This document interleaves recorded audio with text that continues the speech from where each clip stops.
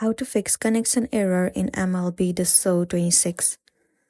In order for you to fix this issue, the very first thing you want to do is to head over to the application MLB. Close the tab and then reopen it. It will refresh the app. Once done, now move into the settings of a device. Inside settings, you need to head over to General.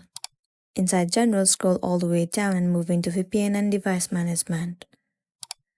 If the network is not working properly, then you can try using different VPN. Try to connect to any of the VPN, and then click on Done at the top right corner of the screen. Once done, now the next thing you want to try doing is simply go back to the settings page and move into Wi-Fi. Turn off the Wi-Fi and then rejoin it. Or you can try forgetting the password and then re-enter the password.